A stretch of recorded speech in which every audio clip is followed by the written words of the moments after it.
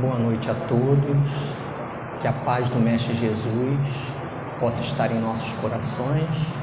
E para nossa ambientação, nós vamos ler a lição 146 do livro Vida Feliz, psicografia de Divaldo Pereira Franco, pelo Espírito Joana de Ângeles. A irritabilidade é espinho cravado nas carnes da emoção que deve ser extirpado.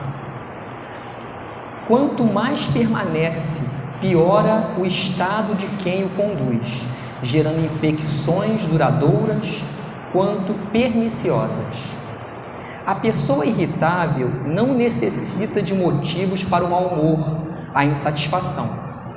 Gera-os com facilidade por conduzir-lhes os germes nos sentimentos agressivos e amargurados. Faz-se intangível e exala o morbo que lhe caracteriza a conduta. Agrada-se quando desagrada, alegra-se quando se desforça em quem defronta, mesmo que este nada lhe tenha feito de mal. É sempre infeliz por prazer. Vence a irritabilidade, ou do contrário, será por ela destruído. Que possamos elevar o nosso pensamento a Deus. Senhor, nosso Deus e nosso Pai, querido Mestre Jesus, amigos espirituais, mentores desta casa, é com imensa gratidão que nos encontramos aqui reunidos em Teu nome, Senhor, pela oportunidade da vida que nos concede e por tudo, Senhor, que a vida nos oferece, pois sabemos que todos os desafios fazem parte daquilo que precisamos compreender para transformar a nossa vida. Te pedimos, Pai, por tantas pessoas que ainda vivem em dor e sofrimento, espalhadas pelo mundo, com tantas situações complexas, que daqui, Pai, deste ambiente, possamos emanar para elas e para todos aqueles que sofrem as melhores energias.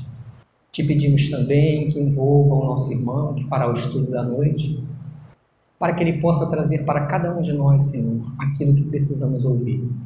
Que a Tua luz, a Tua glória esteja sempre conosco, hoje, agora e sempre, graças a Ti, Senhor.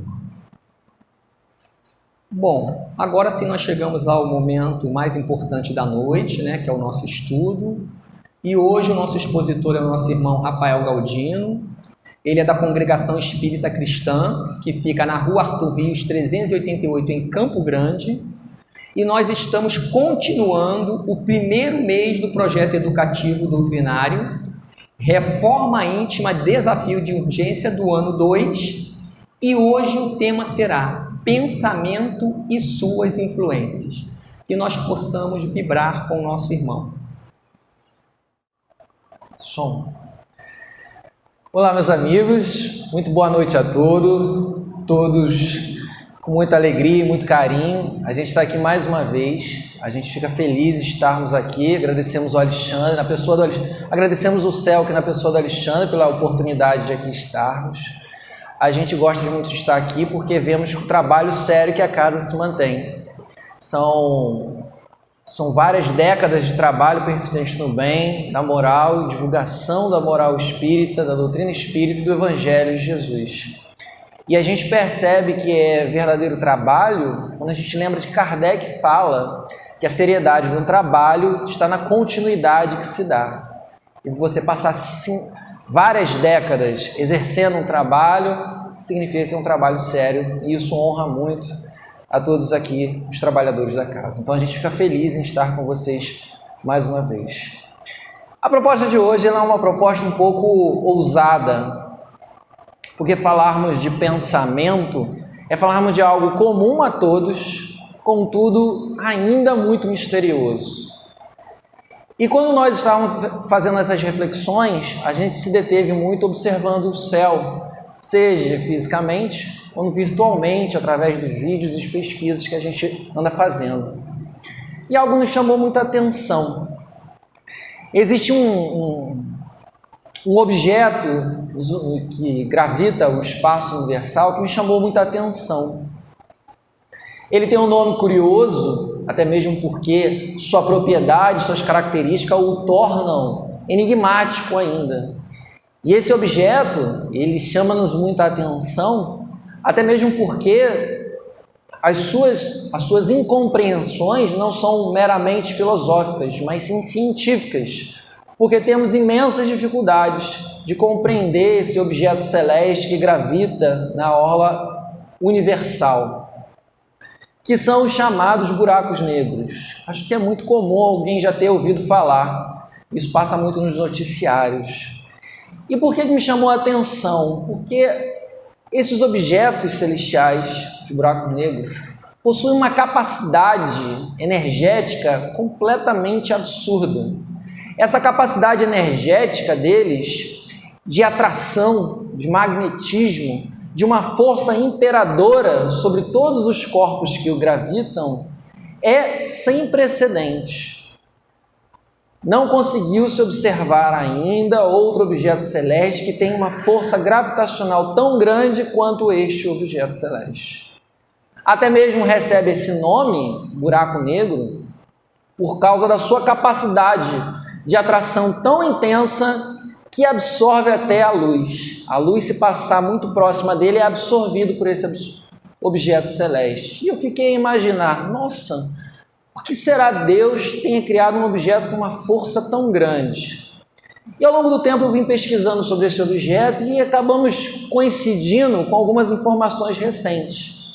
Em uma das pesquisas muito recentes, descobriu que o centro da nossa galáxia, ela é controlado por um imenso buraco negro.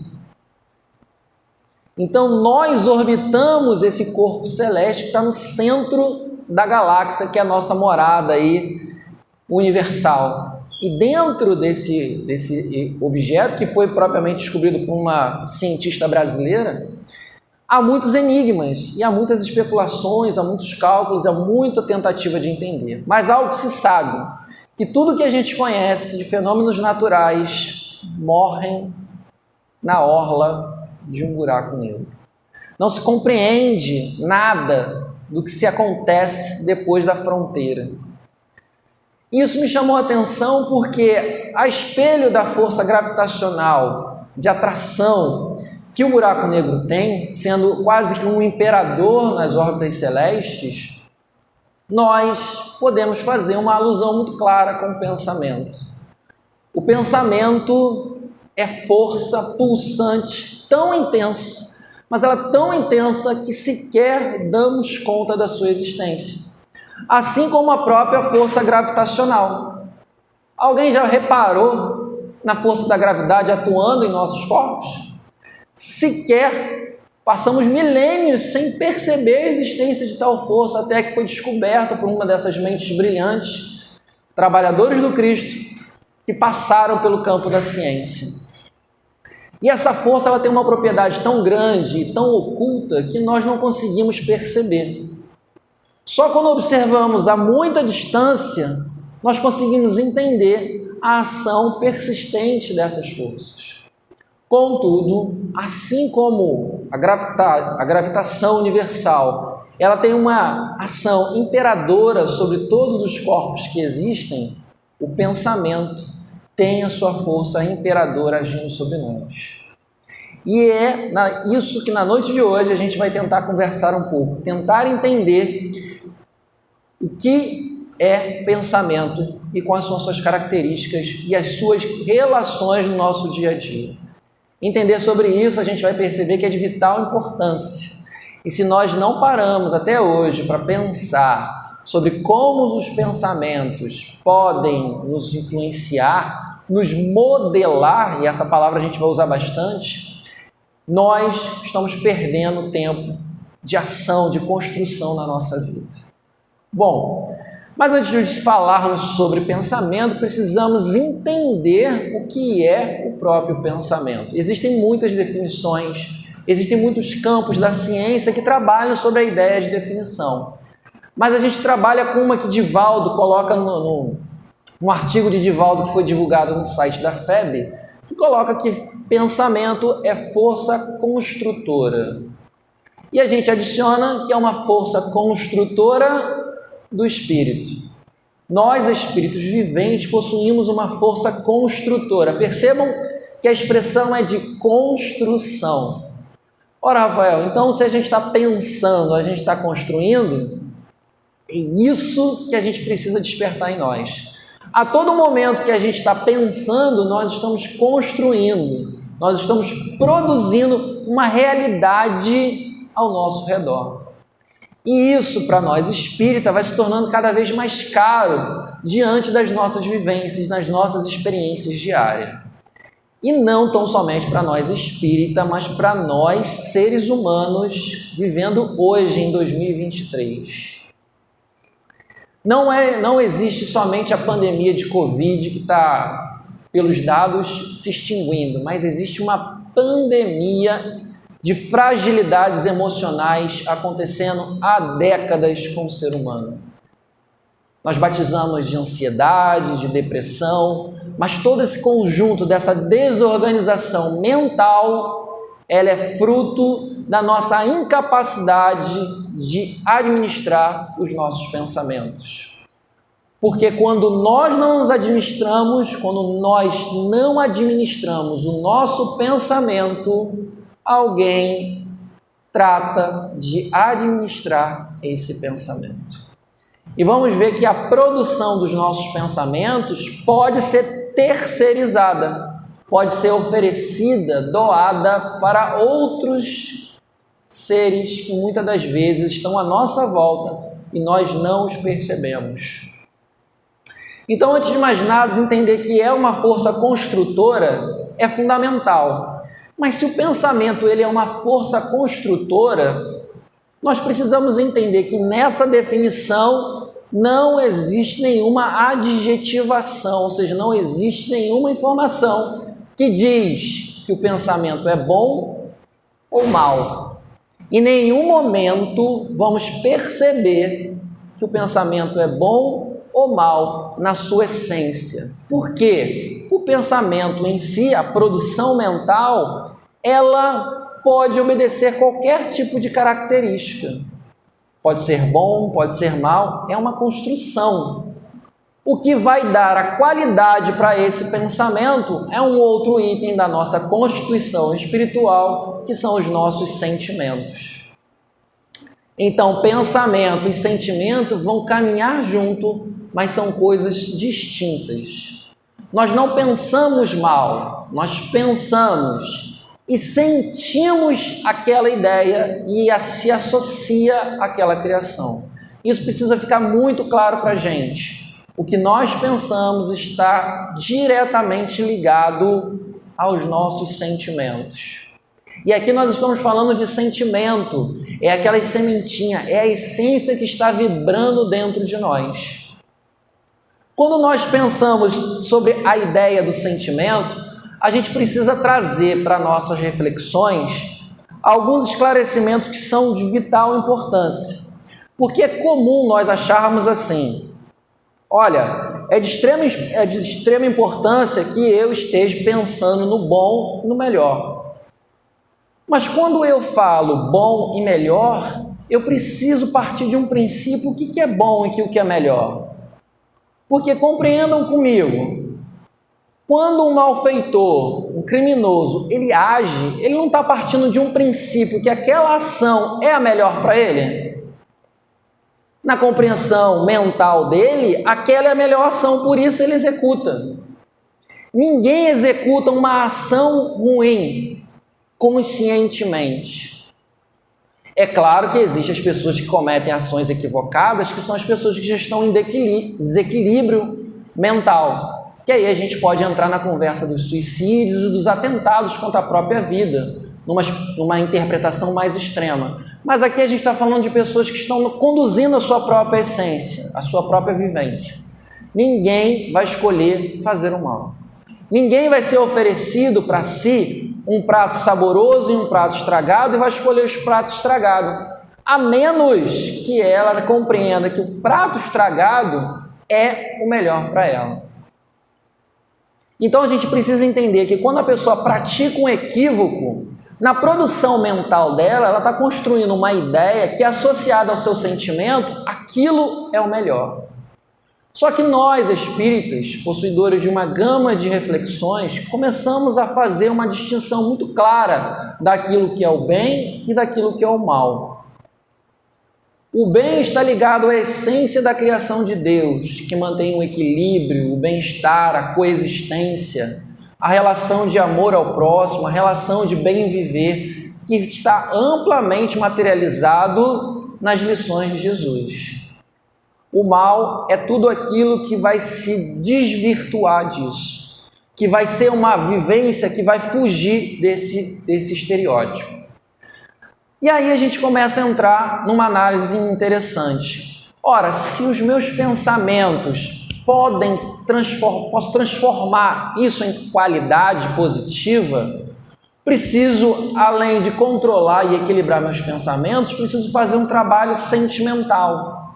E aí, muitas das vezes, quando a gente pensa no equilíbrio sentimental, a gente pensa objetivamente que devemos vivenciar os bons sentimentos e arrancar de nós os maus sentimentos. Só que aí a gente entra num grande conflito existencial porque não arrancamos nada de dentro de nós. Porque a verdadeira compreensão que os espíritos nos trazem, e a gente vai acompanhar aqui junto, é que, na verdade, o mal, ele é uma desvirtuação, ele é uma variação equivocada daquilo que é bom. Pensar em nós não é importante e saudável? Eu preciso pensar se o meu organismo está funcionando bem, eu preciso cuidar, ir ao médico, eu preciso me alimentar, Preciso pensar, quando eu vou fazer a comida, eu preciso pensar a refeição, meu almoço, eu preciso pensar que eu vou me alimentar, eu preciso fazer uma quantidade que leve eu em consideração. Agora, quando eu só penso em mim, a gente já está criando um problema. E é isso que a gente vai encontrar aqui na fala de João de Brito, no livro Falando a Terra, psicografia do eterno Francisco Cândido Xavier, que vai falar assim para a gente, ó. O amor, sublime impulso de Deus, é a energia que move os mundos. Tudo cria, tudo transforma, tudo eleva. Palpita em todas as criaturas, alimenta todas as ações. Então João de Brito ele já está começando falando assim, olha, tudo vibra amor, tudo é amor. Tudo é uma expressão de amor. E quando a gente usa essa pequena palavra de 4 letras, ela é uma ousadia muito grande, porque quando eu falo tudo, eu estou englobando a existência, tudo que eu compreendo que existe. Então a gente pensa, quando uma pessoa assassina, agride a outra, ali está existindo um amor, porque quando eu falo de tudo, eu estou falando de tudo. E olha como ele vem tirar essa dúvida em nós. Ele fala assim, ó, o ódio é o amor que se envenena. A paixão é o amor que se incendeia. O egoísmo é o amor que se concentra em si mesmo. O ciúme é o amor que se dilacera. A revolta é o amor que se transvia. O orgulho é o amor que enlouqueceu. A discórdia é o amor que divide. A vaidade é o amor que ilude. A avareza é o amor que se encerra. E ele vai perfilando uma série que a gente convida todos a poderem ler essa mensagem, que é lindíssima, que vai mostrando que tudo que existe de equivocado nos nossos sentimentos é uma deturpação daquilo que é saudável. Por isso que a psicologia espírita, e Joana de Ângeles vai nos falar na sua mensagem, que vai refletir sobre o pensamento, que é base do tema de hoje, ela vai falar numa reeducação sentimental. Em nenhum momento ela vai falar que a gente deve tirar o sentimento ruim, mas sim reeducá-lo, e isso é completamente diferente. Porque eu não vou tentar deixar de ter aquela ação, eu preciso produzir uma ação adequada a uma melhor realidade. Então, para eu produzir pensamentos com qualidades superiores, eu preciso trabalhar os meus sentimentos. E aqui a gente já tem uma primeira informação hoje. Para que os meus pensamentos possam ser bons, eu preciso de bons sentimentos. E para eu ter bons sentimentos, eu preciso fazer a minha reforma íntima. Todos nós precisamos, porque aqui todos nós somos espíritos imperfeitos. Perdoe-me se tiver algum espírito de luz missionário. Tirando Alexandre, nós podemos encontrar espíritos missionários por aí, espíritos de luz. Esse trabalho de transformação sentimental, ele vai estar variando. Então a gente percebe que tudo que é ligado ao bom está ligado ao equilíbrio, aquilo que mantém uma coexistência, uma boa relação. Aquilo que está ligado ao mal está ligado ao desequilíbrio, aos exageros, ao que é demasiado. Então pensemos isso. A primeira lição para a gente pensar na requalificação dos nossos sentimentos é pensar simplesmente na dosagem do equilíbrio. Vamos pensar no nosso comportamento egoísta. Será que eu estou pensando mais em mim do que devo? E a gente precisa observar isso. Mas a gente não vai entrar muito nisso não, porque isso aí já leva-nos a um outro estudo, que é muito interessante também. Bom, partindo desse princípio, a gente vai observar que em universo e vida há algumas falas que são muito interessantes para a gente. Onde o nosso companheiro vai falar que cada ser vive e atua em faixas de própria frequência vibratória, na comunhão, olha a palavra que ele vai usar, na comunhão com seus afins. E isso é importante, porque isso faz a gente entender o outro lado para entender esse lado. Quando desencarnamos, ninguém vê um espírito maléfico vivendo em zonas celestiais. Ninguém vai observar isso por um simples dado que a gente acaba de receber aqui agora. Ninguém fica distante dos seus afins. Então, o mundo espiritual, existem diversas colônias espirituais, diversos níveis, porque existem diferentes níveis de espíritos. E naturalmente, vibracionalmente, eles vão se associar ao mesmo padrão. Quem gosta de sexo exagerado, desregrado e desequilibrado, vai se associar a espíritos que gostam disso naturalmente. Quem gosta de violência, de agressão, de brutalidade, vai se associar a espíritos assim. E eles todos vão estar numa vibração. Porque a gente, relembrando os nossos estudos lá do ES, os estudos primários nossos, a gente vai lembrar que o espírito, ele é uma força energética, uma essência energética. E a energia por si só é vibração, é pulso de vibração. E naturalmente o ser espiritual, quando está desprovido do corpo material, ele tende a receber muito mais os impulsos energéticos do que quando no corpo material. Tanto que os espíritos nos falam que o corpo material, ele serve como um amortecedor das vibrações.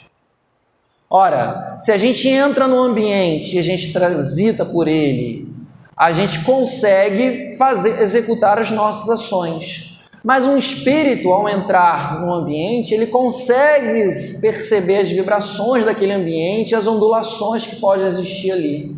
As formas reinantes desse pensamento que plasmou, e aí a gente está trazendo uma palavra nova para muitos, que criou naquele ambiente, na associação de pensamento, que é força criadora, e energia.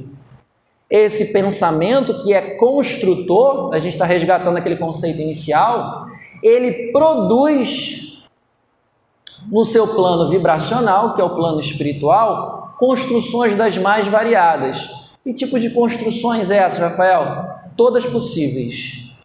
Há um relato de um espírito que estava com um aprendiz e foi visitar determinado trabalhador no campo espiritual. E chegando lá, ele viu que eles chegaram no ambiente e a pessoa estava sentada de frente ao computador, produzindo o seu material literário. Ele estava escrevendo ali a literatura. E viram ao lado dele um homem em pé, parado, observando ali. E aí o aprendiz virou para o mentor e falou assim: nossa, aquele dali é o anjo da guarda dele que está assessorando ele? O mentor falou: não, aquele ser ali é produção da mente dele, é o personagem do livro que ele criou. e que ele pensa com tanta intensidade na produção do seu material que ele plasmou no plano espiritual o próprio personagem ao seu lado. Agora imaginem se um escritor, produzindo seu material literário, ele fixa sua mente na construção de um personagem e ele cria esse personagem ao seu lado, quiçá os diferentes pensamentos que nós produzimos. Podemos produzir formas horripilantes como formas angelicais ao nosso lado, de qualidades boas e qualidades ruins.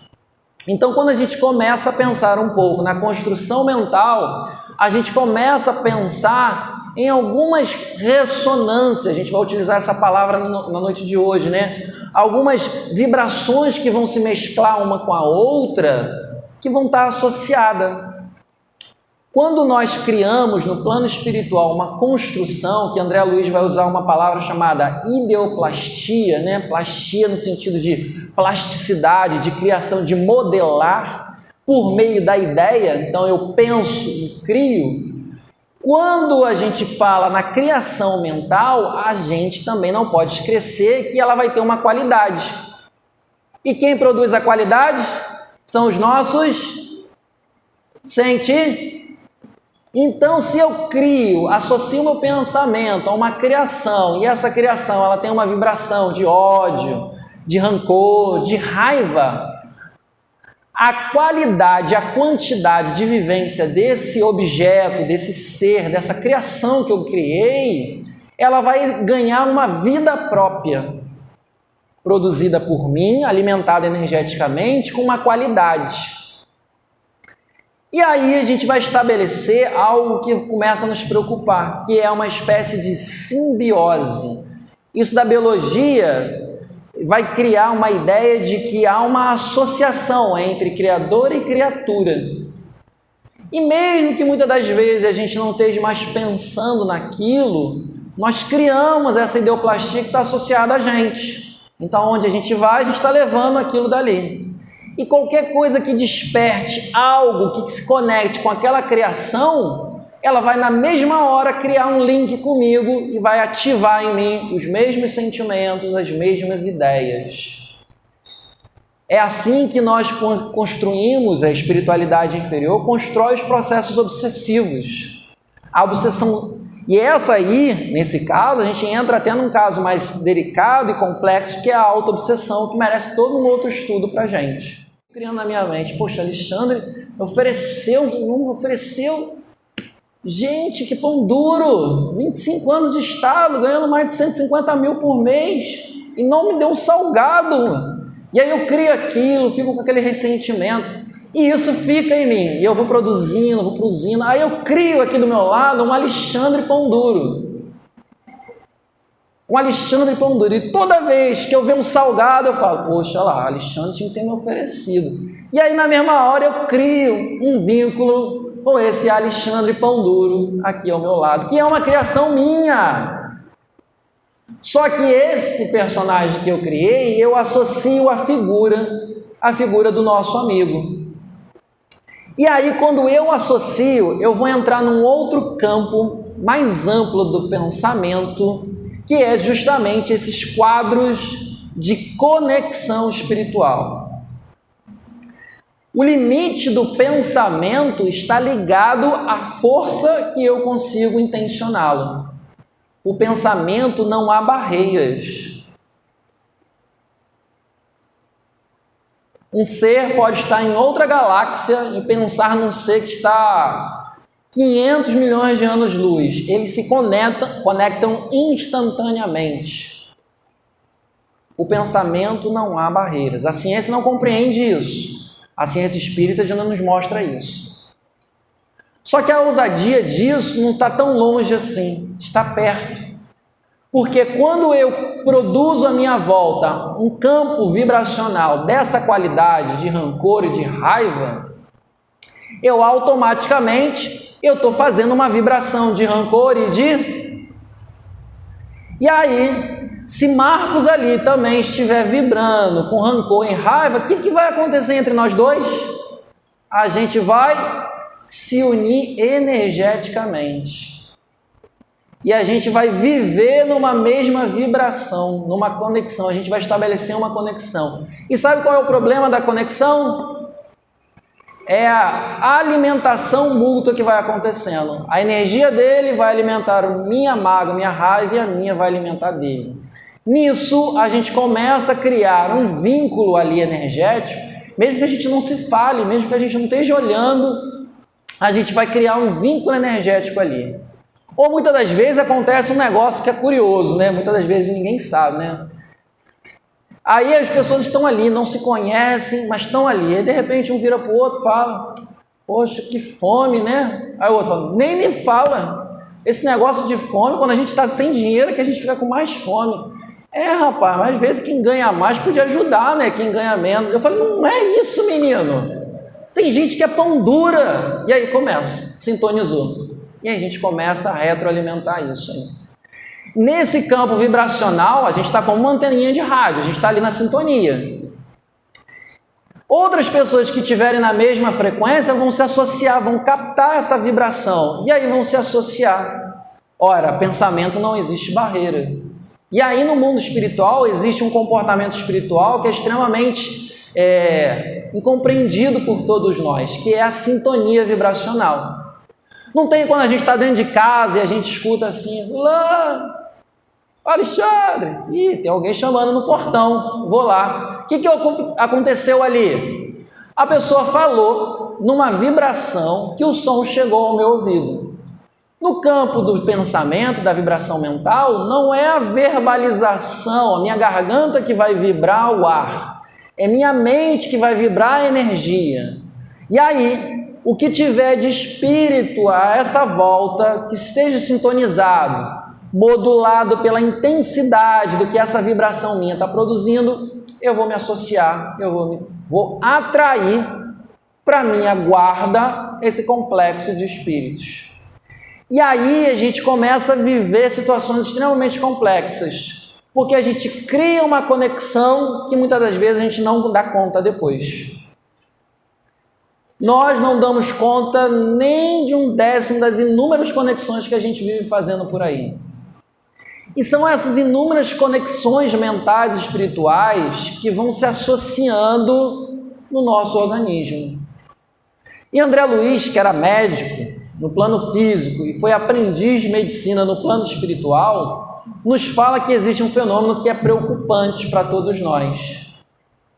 Ele fala de um fenômeno que é chamado de somatização, que numa tradução seria aquela vibração, aquela intensidade que está no plano espiritual, ela fica tão intensa que ela passa a repercutir nas células do meu corpo.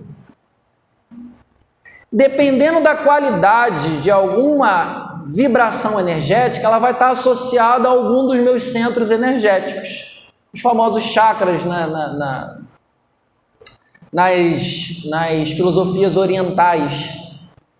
E de acordo com essa associação energética, vai produzir em mim um quadro de indisposição física, que pela persistência e renitência do meu comportamento, pode gerar doenças mais sérias dentro do meu quadro espiritual. E aqui a gente está falando dentro de um grupo de ação de livre-arbítrio. A gente nem se associou à questão de provas e expiações, que são os quadros que as pessoas trazem de expiação para essa existência. Ou seja, corremos o risco de aumentar o problema da nossa vivência. Ora, fulaninho, você vai passar uma experiência, você vai ter, durante um período da sua vida, uma infecção ali no seu olho direito, para que você possa passar por uma adversidade que você vem experienciando alguns séculos. Mas isso vai durar ali mais ou menos 1 ano, 2 anos para você. E depois você se vê numa situação extremamente complicada. Você se vê com dificuldade de enxergar, de ouvir, com uma gastrite que não te deixa, uma dor de cabeça acumulada. Porque nesse processo associativo eu não estou reeducando os meus sentimentos.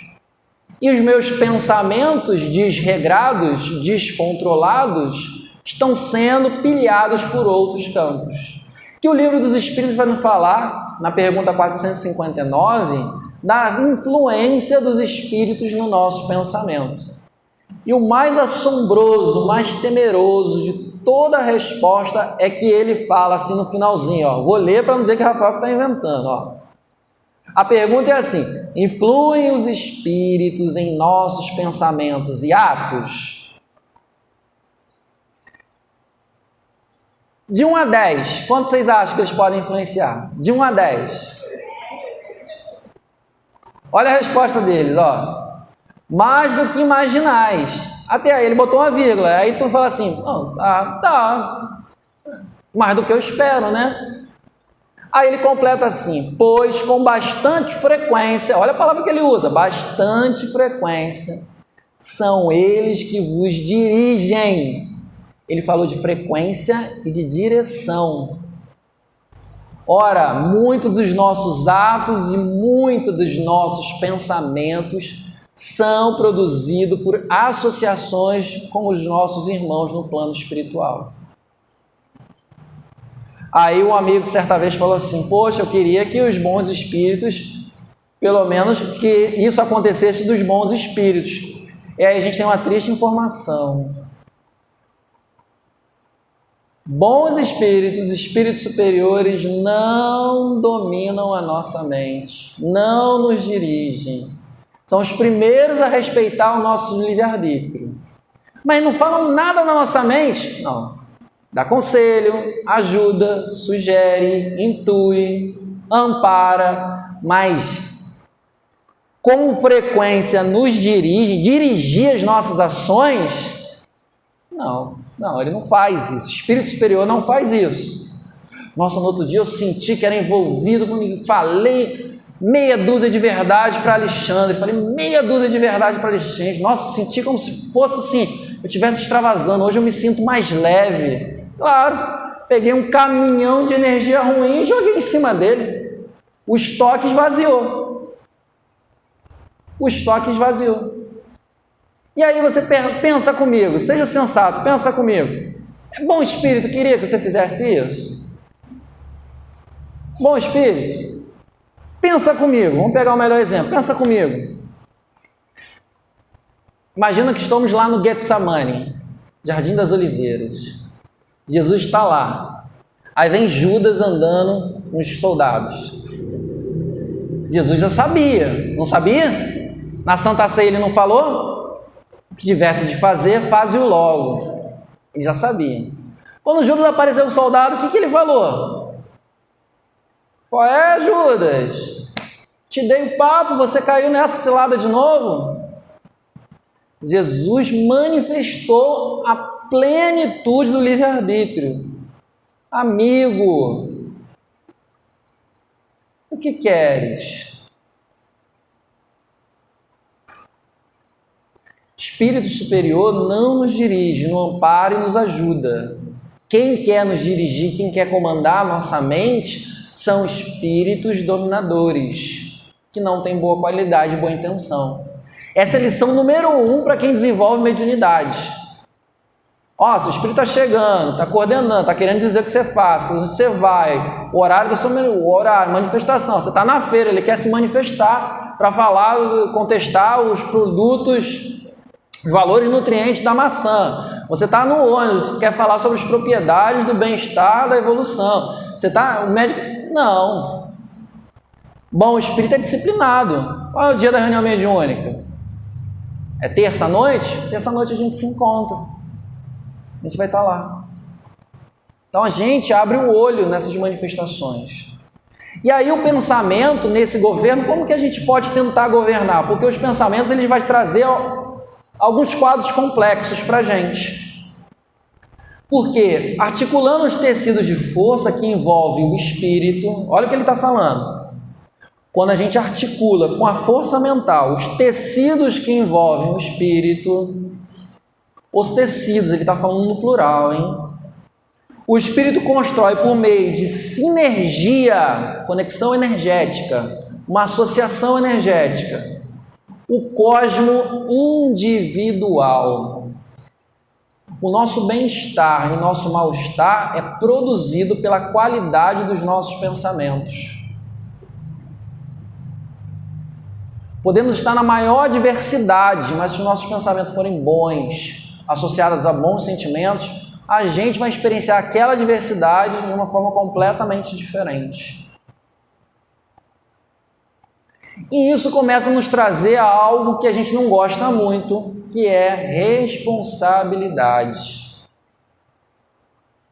Porque comumente as pessoas gostariam de ouvir o seguinte: mas não se preocupa, porque o Espírito Santo vai chegar na sua mente, porque Jesus vai tocar o seu coração.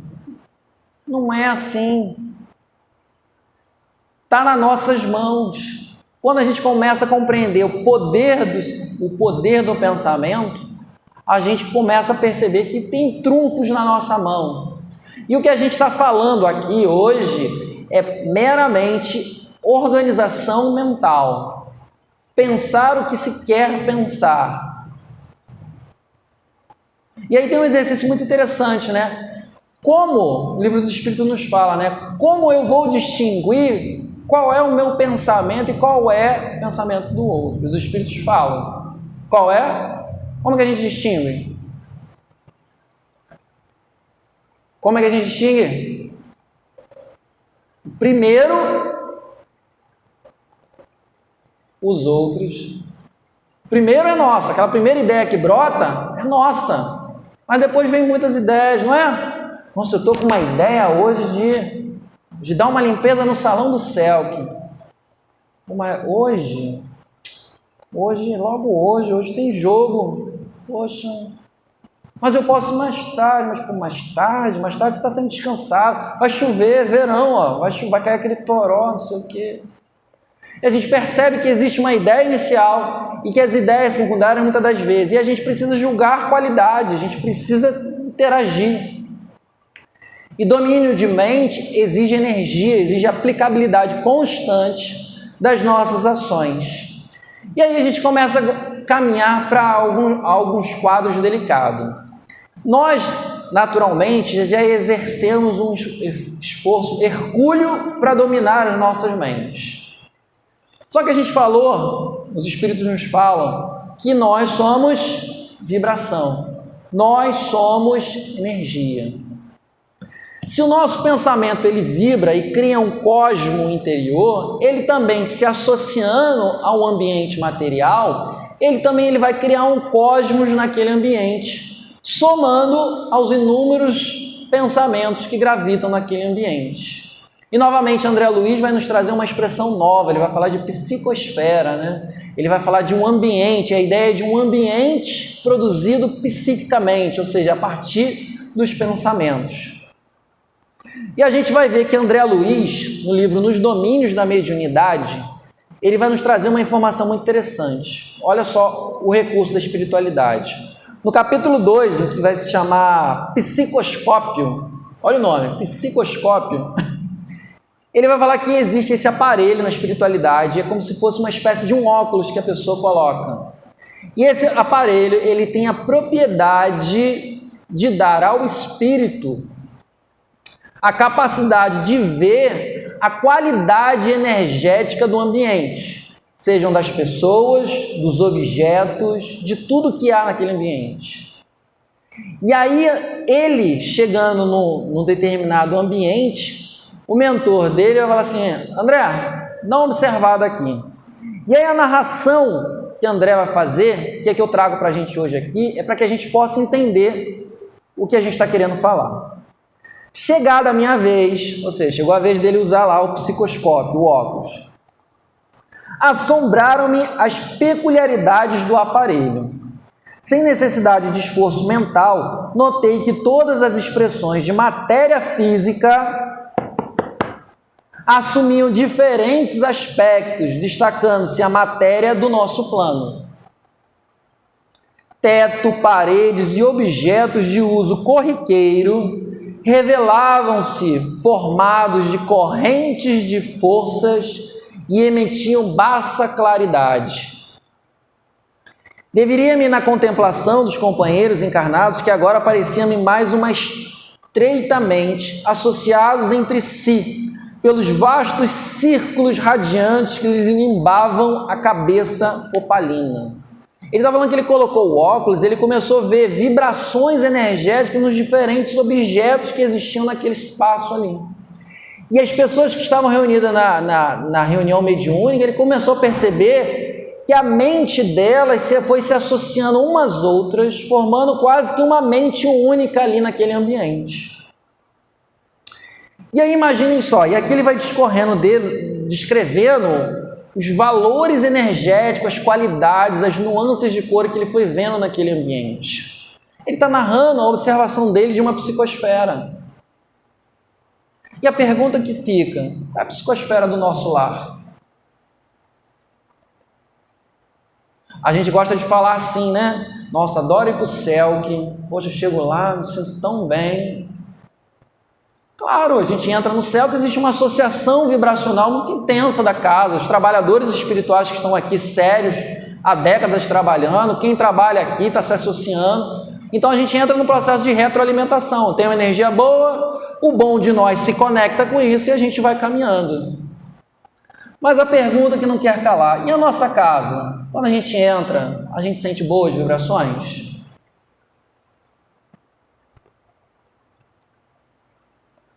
O nosso trabalho tem boas vibrações? Nosso trabalho é importante, né? Podemos passar 25 anos no nosso trabalho. Né, Alexandre? Passamos anos, 30, 35, trabalhando no nosso lá, naquele ambiente. Será que é? A gente pode falar, não, é um ambiente ruim, é um ambiente tumultuado. Pode ser, como também pode ser um ambiente equilibrado. Mas aí a gente chega na pergunta que não quer calar. Qual é a qualidade da contribuição que eu estou oferecendo para esse ambiente? Porque aquele cosmo individual é o que vai contribuir para aquele ambiente. E é nisso que a gente precisa associar o nosso pensamento. E aí a gente entra numa outra variação importante. Na luta diária para a gente controlar os nossos pensamentos, a gente frequenta diferentes espaços, diferentes localidades, diferentes associações nós penetramos no nosso dia a dia. Cada um desses lugares que a gente frequenta, ele possui a sua psicosfera, a sua soma energética, a sua qualidade vibracional. Só que existem alguns espaços que a gente pode optar em ir e não ir.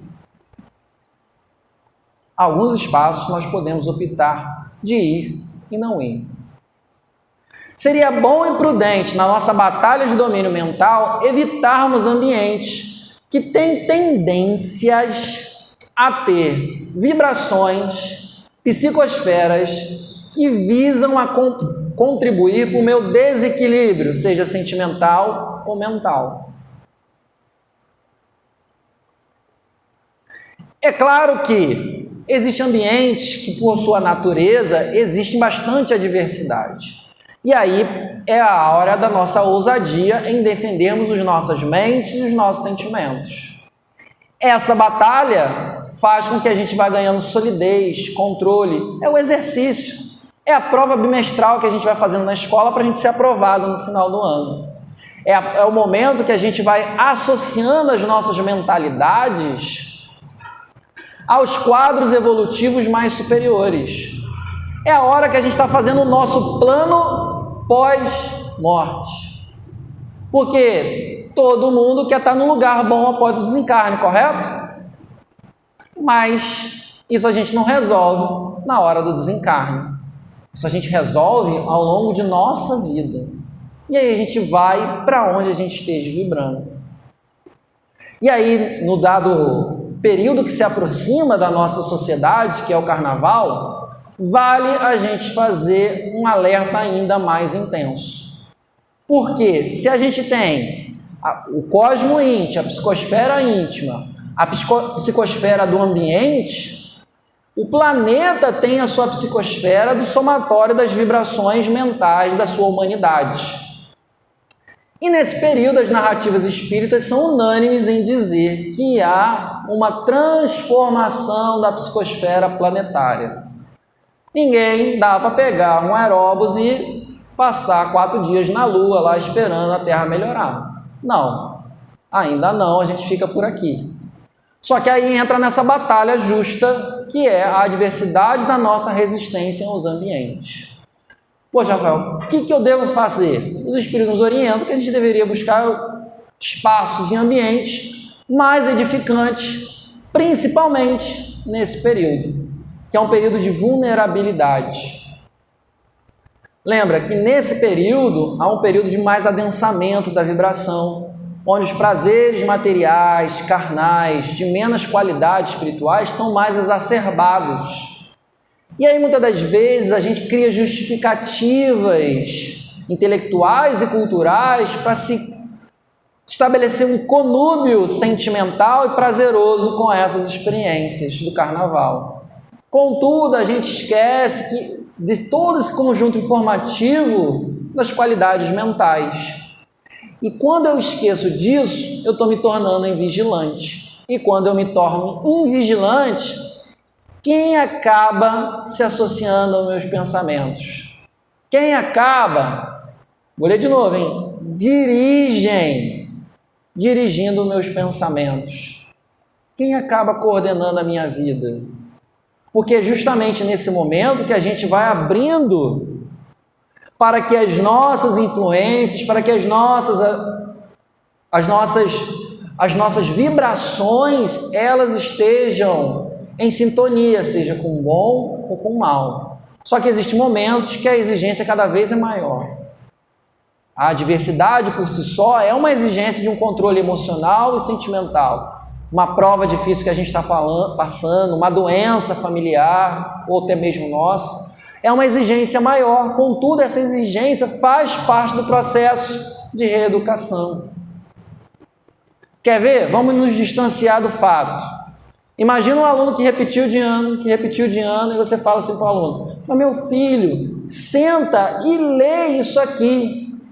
Você quer ajuda? Pede ajuda que a gente vai fazer. E o cara não quer aprender, o cara negligencia a oportunidade de aprender. A gente não acha que esse cara está jogando fora a chance dele de aprender? É a mesma visão que os espíritos superiores têm de nós ante as oportunidades que não aproveitamos. Aí tá lá: nossa senhora, Alexandre de novo, não pagou o salgado pro menino. Mas quantas vezes eu já falei para esse menino deixar de ser pão duro? Olha lá, de novo caindo. Vai ter que reencarnar na Terra para abrir uma lojinha de salgado e doar tudo do bolso dele. É uma dívida que ele está deixando na Terra.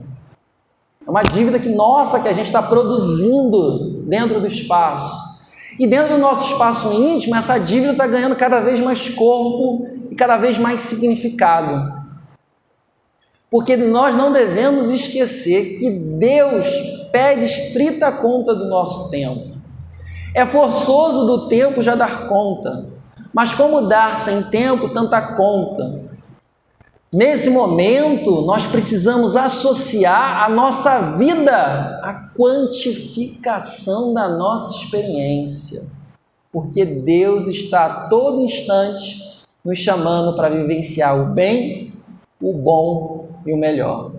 Que Jesus nos abençoe hoje, agora e sempre. Agradecemos ao nosso irmão Rafael pelo estudo da noite, Que ele possa retornar para sua casa, levando assim o nosso abraço fraterno. Possamos elevar o nosso pensamento a Deus, ao Pai, ao Mestre Jesus, pedindo ao Senhor que derrame sobre cada um de nós uma chuva de bênçãos, aliviando a angústia, a dor, aliviando o sofrimento que existe em nosso coração, Pai. Que possamos sentir a energia do Teu amor, que transforma, que consola, que nos mostra um caminho, Senhor, para que possamos seguir a nossa caminhada com resignação, com fé e com amor. E Te pedimos também, Pai, pela humanidade inteira, onde existem milhões de pessoas vivendo situações difíceis e complexas, angustiadas, aflitas, com fome, desamparadas. Que daqui, Pai, possa ser direcionado até eles, com a força do nosso pensamento, do nosso coração, para que eles sintam, Senhor, a paz que tanto procura. Te pedimos, Senhor, que envolva a humanidade inteira e que possamos, Senhor, sair daqui com os corações aliviados, na certeza de que o Teu amor é o que conduz a nossa vida e o nosso caminho. Que a Tua luz e a Tua paz esteja sempre conosco, hoje, agora e sempre, graças a Ti, Senhor. Nós agradecemos a todos e desejamos uma ótima noite e um bom final de semana. Centro Espírita Luz e Caridade de Santa Cruz. Retorno presencial desde janeiro de 2022. As nossas reuniões públicas de quinta-feira, às 9h30 e sexta-feira, às 20 horas, retornaram presencialmente nos dias 6 e 7 de janeiro de 2022, seguindo os protocolos sanitários e conforme a capacidade de espaço, mantendo-se o devido distanciamento. Sugerimos que as pessoas levem suas garrafinhas de água.